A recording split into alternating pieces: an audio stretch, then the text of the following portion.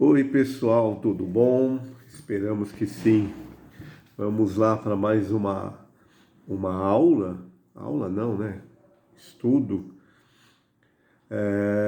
do Livro dos Espíritos. Nós vamos falar hoje do capítulo 2. Esse começo aqui do Livro dos Espíritos, né? Ele está colocando uma série de definições aqui, de termos, que a gente vai usar bastante no decorrer dos livros, do estudo. Então são importantes esses primeiros capítulos aí, né?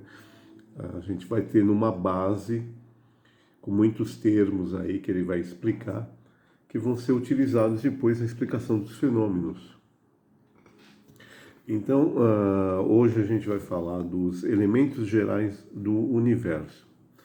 Ele fala aqui em 4 temas: conhecimento do princípio das coisas, espírito e matéria, propriedades da matéria e espaço universal.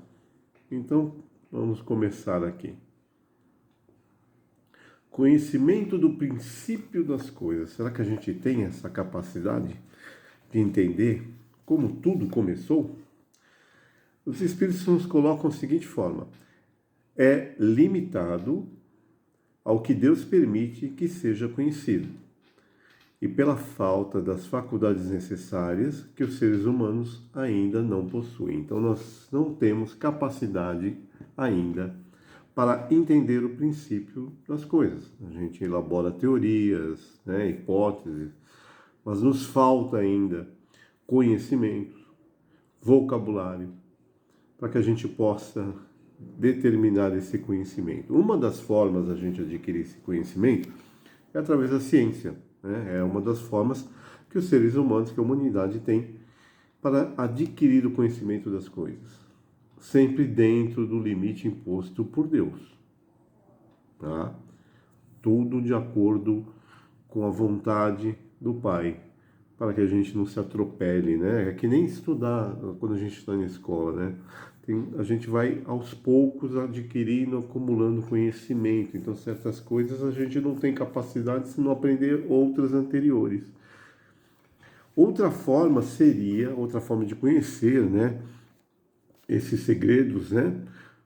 Segredos que a gente não os conhece ainda. Como seria? Seria através de comunicações elevadas do mundo espiritual. Também, da mesma forma, se Deus assim o julgar útil, né? A gente vê no estudo, uma das críticas que se fazem, né, para quem não estuda o Espiritismo: mas por que os Espíritos não falaram isso? Então, isso não existe, balela. Não, os Espíritos não falaram porque simplesmente não há permissão. Tem que existir, né? Não pode ser atropelado um dos fundamentos, né, das leis divinas, que é o nosso livre-arbítrio. Se aquilo que do conhecimento das coisas, né, o princípio das coisas, nós podemos descobrir através do estudo, do esforço, do trabalho, é assim que vai funcionar, né? Deus não vai simplesmente permitir que os espíritos venham e nos tragam tudo de bandeja. Isso não aconteceu nem no avanço da doutrina espírita. Eles vieram, os espíritos, eu estava discutindo isso outro dia. Os espíritos vieram nos dar as comunicações na época de Kardec, né, que se cria o espiritismo moderno, né? Então se pipocava no mundo todo fenômenos espirituais por toda parte, chamando a atenção de pessoas que não levavam para brincadeira os jogos, as mesas girantes, mas atraindo a atenção depois de pessoas sérias, pesquisadores. Mas tudo isso foi feito com a participação dos encarnados. Os espíritos vieram, se manifestaram, provocaram os fenômenos, mas todo o trabalho de descobrir tudo isso, os mecanismos, foi através dos encarnados. Particularmente no Espiritismo, na doutrina dos Espíritos, um deles, né, que fez todo este trabalho, né, foi Kardec. Tá?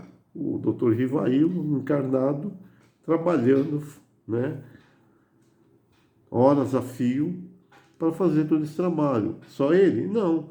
Todos os médiuns que participavam com ele. Todos os grupos espíritas espalhados por todo o mundo que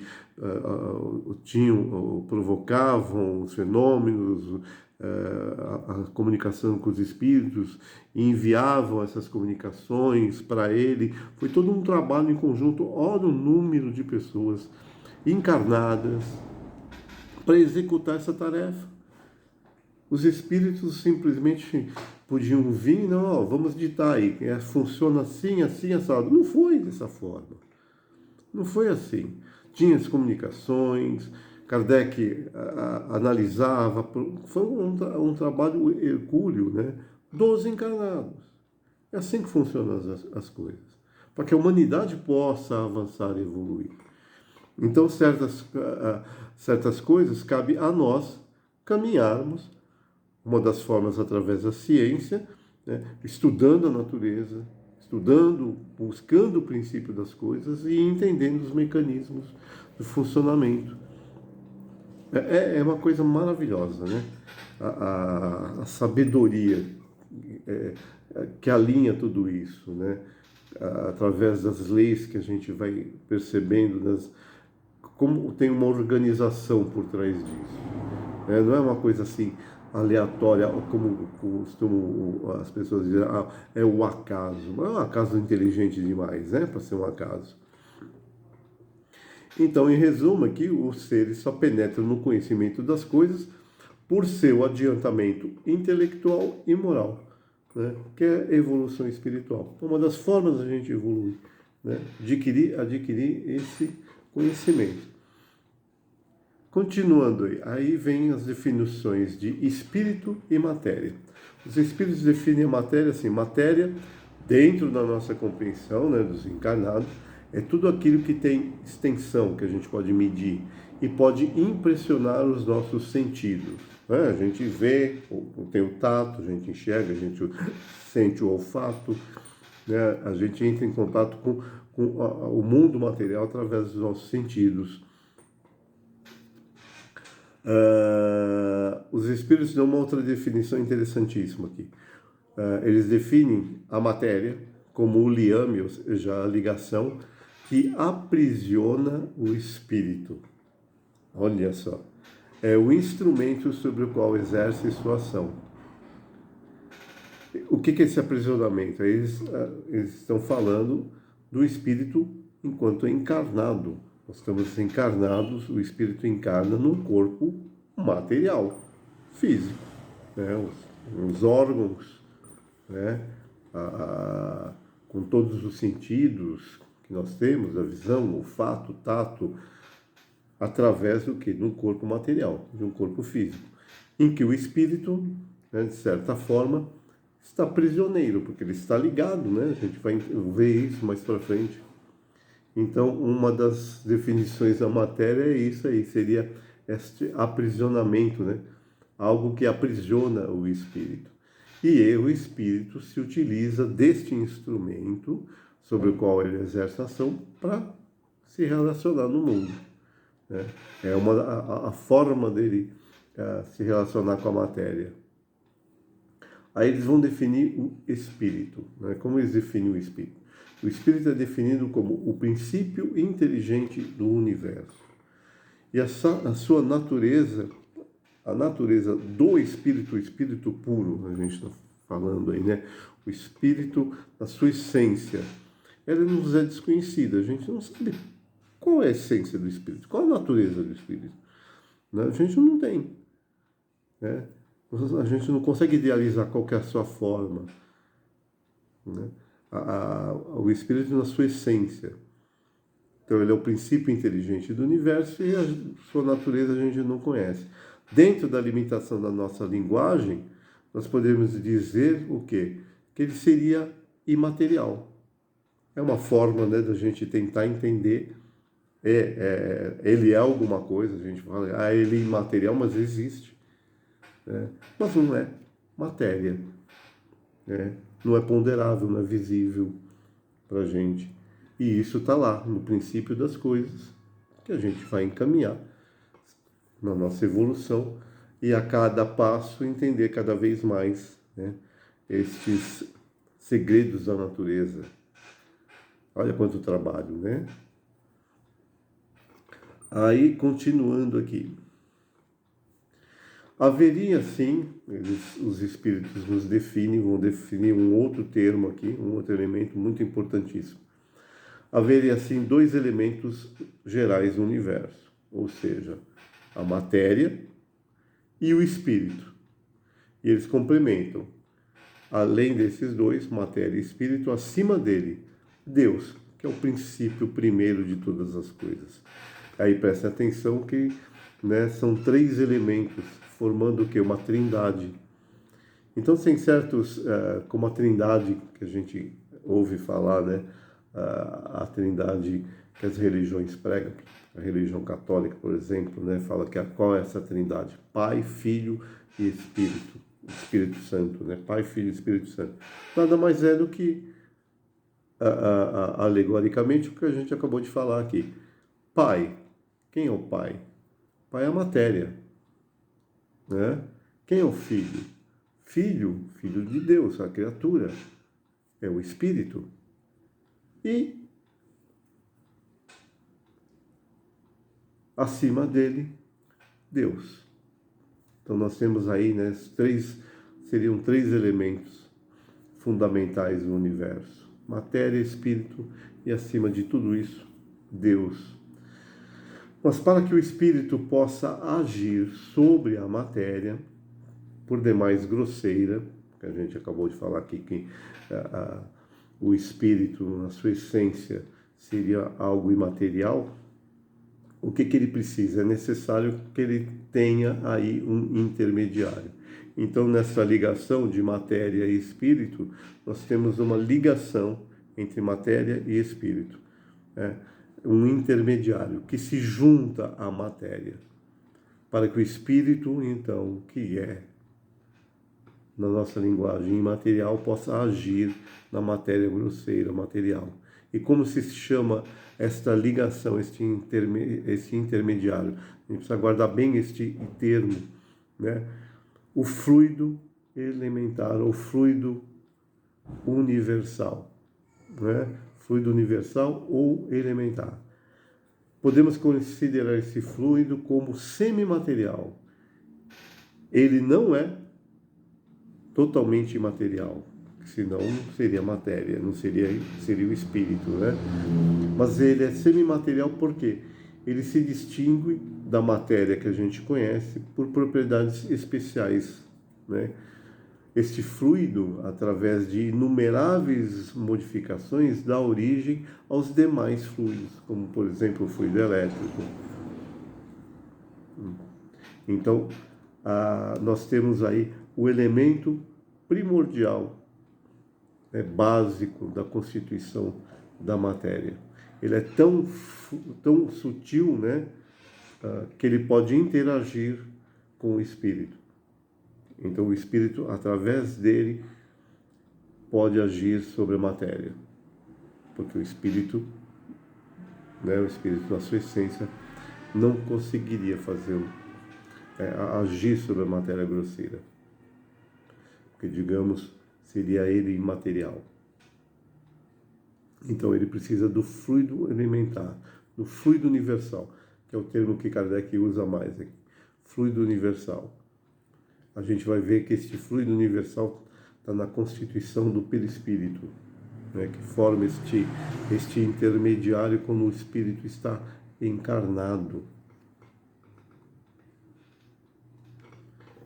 Aí ele vai falar um pouquinho sobre as propriedades da matéria. Uma das propriedades da matéria é a ponderabilidade, o que a gente pode pegar, pesar, medir, como foi falado lá atrás, né? Então, a ponderabilidade é um atributo da matéria. Matéria como a gente entende, né? Segundo sempre o que a gente tem conhecimento, que a ciência nos apresenta. Mas não da matéria que chamamos de fluido universal. Foi falado lá atrás. O fluido universal, ele seria semimaterial, uma matéria mais sutil, né, mais etérea. Tá? Fluido universal seria etéreo e sutil. Para nós, encarnados, ele é imponderável. A gente não o vê, não o sente. Mas está no princípio da matéria como a conhecemos. Então, o fluido universal está no princípio da matéria que a gente conhece, por exemplo, do nosso corpo físico. A matéria é formada por um único elemento primitivo, e que as diferentes propriedades observadas na matéria, como sabor, odor, cor, são resultados de modificações e combinações deste elemento primitivo. Então, a matéria é constituída de um elemento primordial, primitivo, que através de diversas transformações, né, ele vai produzindo os demais elementos. Vou colocar aqui uma definição da ciência hoje. Essa definição que foi colocada aqui sobre as propriedades da matéria e da matéria em si foi dada pelos espíritos lá no século XIX. Tá? Aí qual seria a definição de matéria que a gente tem hoje? É a substância que compõe o universo, constituída por átomos e partículas subatômicas. Ele não fala lá que a matéria é constituída por um elemento primitivo e as suas diversas modificações? Então, olha aqui. Isso na matéria, no entendimento que nós temos hoje. Então, a matéria, que a gente às vezes olha e parece contínua, ela é formada do quê? Átomos e partículas subatômicas. Quem já teve a oportunidade de ver alguma documentário sobre ciência, falando sobre as partículas, os átomos, nada é contínuo, né? Tudo é formado por esses elementos, né, minúsculos, hein, infinitamente pequenos. Né? Mas para a nossa percepção, quando a gente pega alguma coisa, quando a gente pega aqui, eu estou pegando esta régua, para mim ela é ponderável, é dura, eu a sinto, ela é opaca, né? Mas ela é formada por elementos infinitamente pequenos, os átomos e as partículas subatômicas.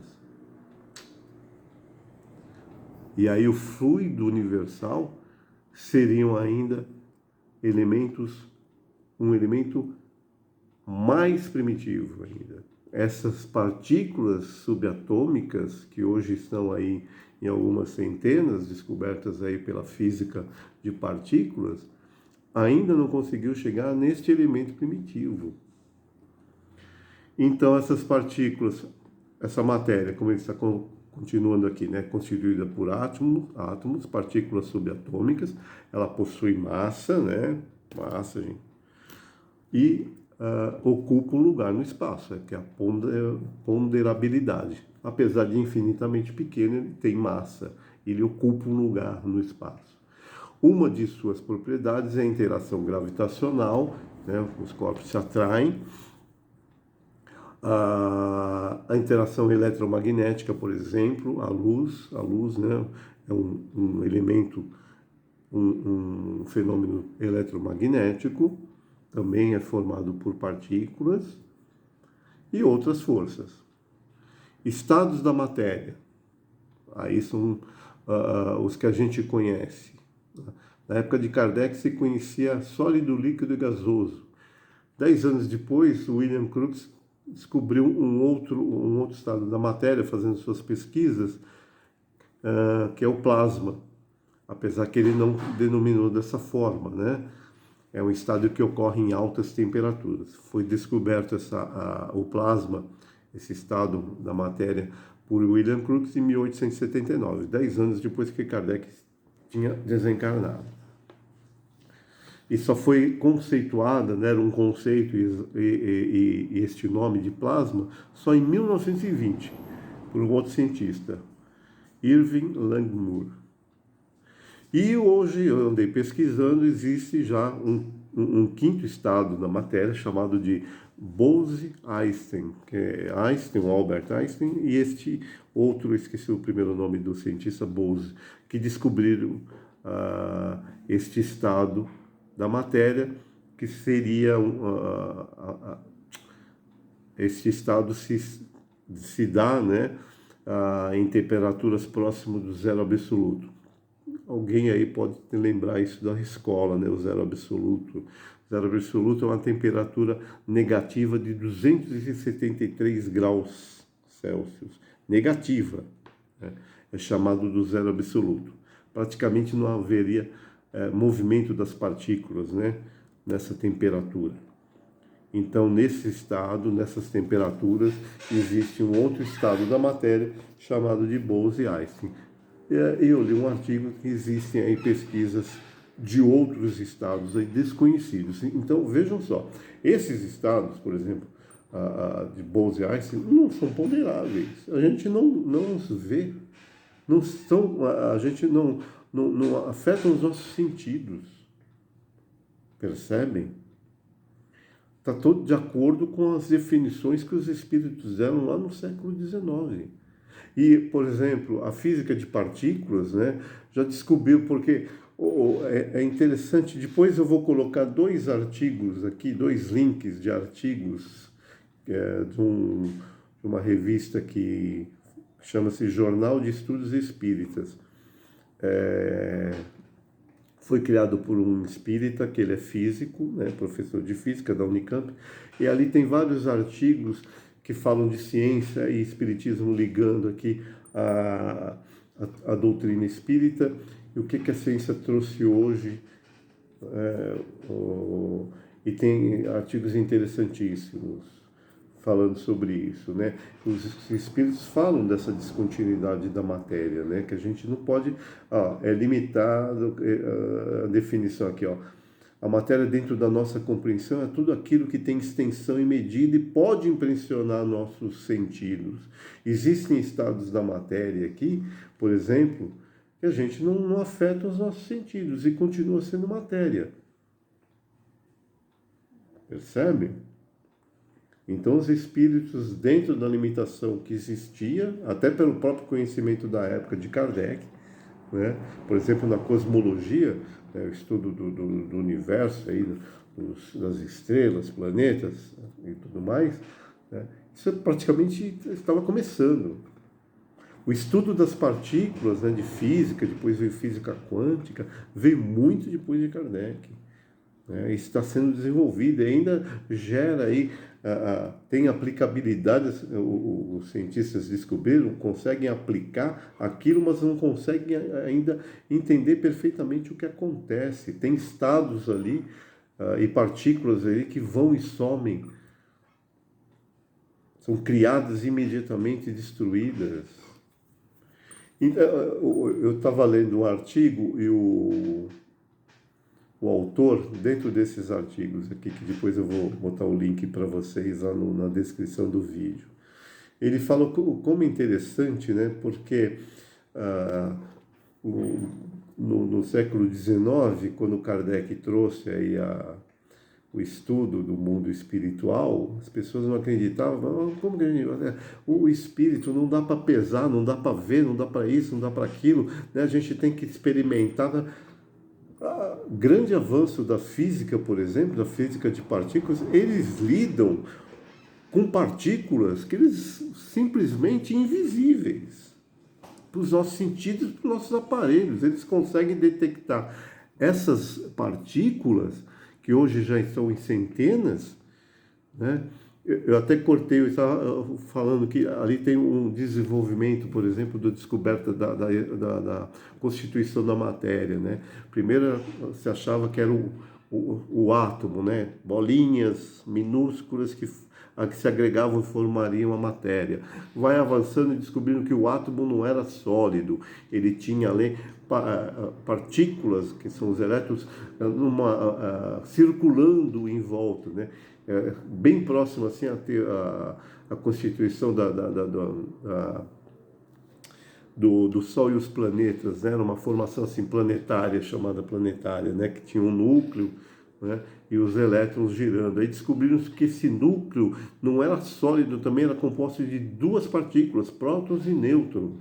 E os elétrons não giravam, eles formavam uma nuvem, porque eles estavam em vários lugares ao mesmo tempo, não tinham uma órbita determinada, como uma órbita planetária.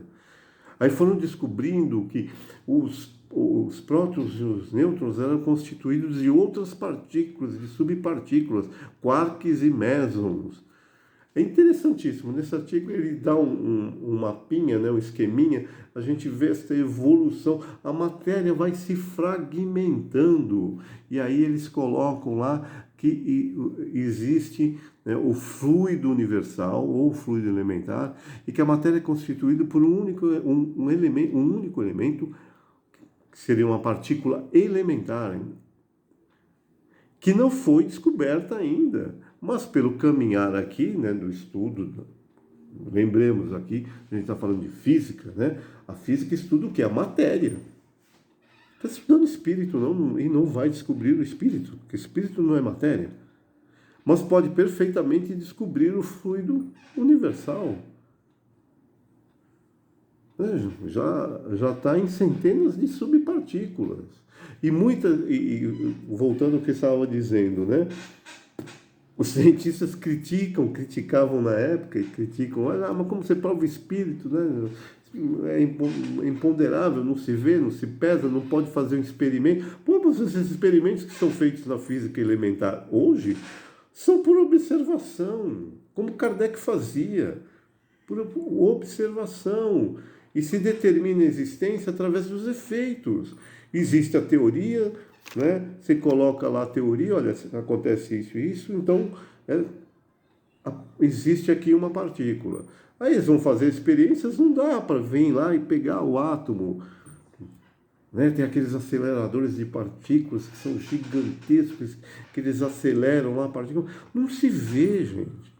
Não se vê. Você tem gráfico ali demonstrando o que aconteceu, a energia que dissipou, que consegue se medir. Você não vê as partículas.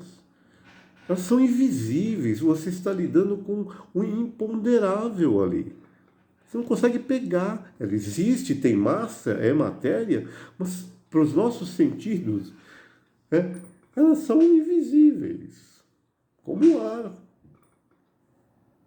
E aí eles pesquisam, né, comprovam, né, porque você tem a teoria, tem as hipóteses, tem as equações, e vai se fazendo através das observações, medições, e se comprova a existência dessas partículas. E se critica, né, Kardec por ter feito a mesma coisa e fala, não, o espiritismo não é ciência, porque não dá para medir, não dá para... Que com isso, ele fez ciência de observação, gente, um método científico, que é feito até hoje. É como interessante, né, estudar, a gente às vezes estuda a ciência, né, é muito interessante. Não vai explicar o espírito, é óbvio, né, mas, por exemplo, a gente está falando aqui de matéria, né, o fluido universal é algo que existe, ele é imponderável para nós, ele tem estados que a gente não conhece, mas ele, como os espíritos colocam que ele é semimaterial. E ele fala aqui do elemento primitivo, partícula, vamos dizer assim, usando a linguagem de hoje, uma partícula primitiva. E aí, continuando, ele vai conceituar o que seria o espaço universal, né? Qual que é o conceito aqui? O espaço, afirmando que o espaço universal é infinito e preenchido por matéria em diferentes estados, mesmo naqueles que parecem vazios aos sentidos humanos. E a ciência já descobriu, dentro da cosmologia, tá, que a matéria visível que forma o nosso universo é só 5% do nosso universo. 5%.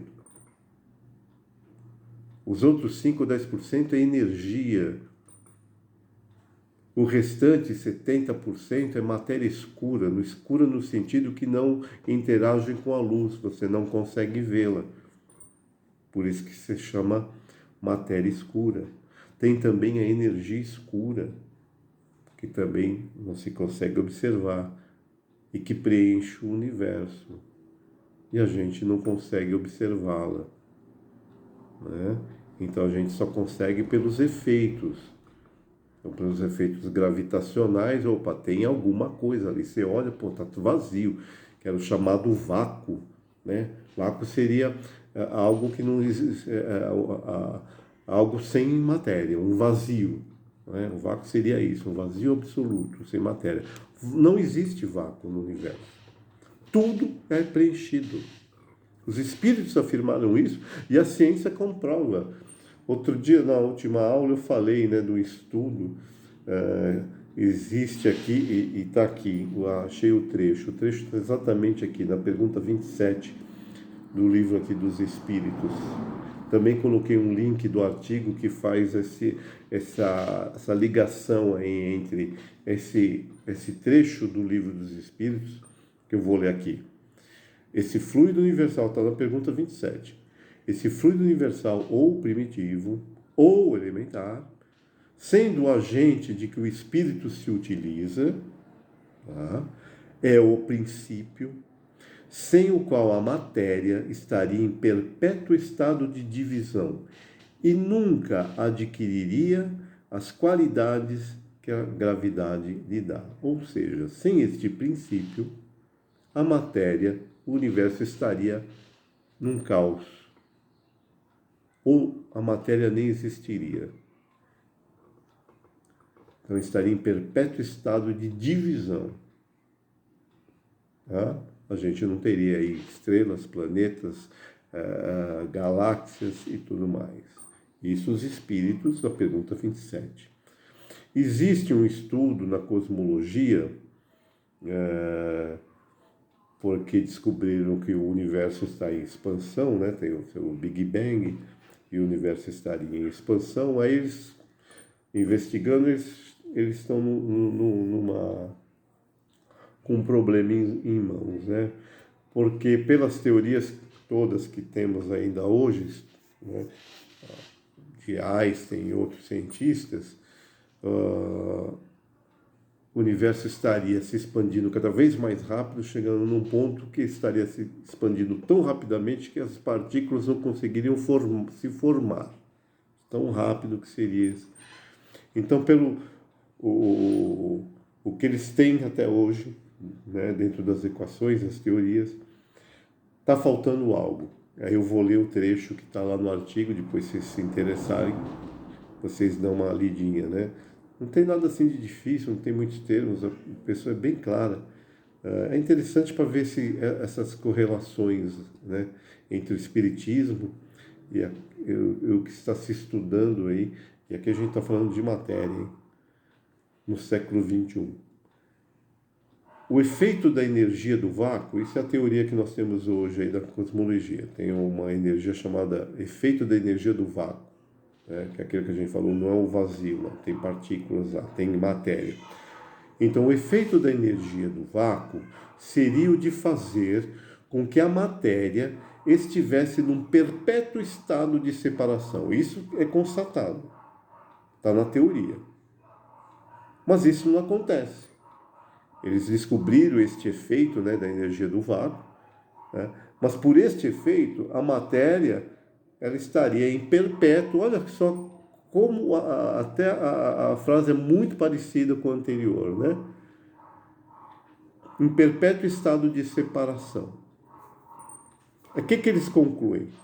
Porém, os cientistas tentam explicar o problema sugerindo que o cálculo da energia total do vácuo tenha sido feito de maneira errada e que alguma propriedade natural do universo, ainda não descoberta, poderia anular ou compensar esse valor, esse efeito da dispersão da matéria.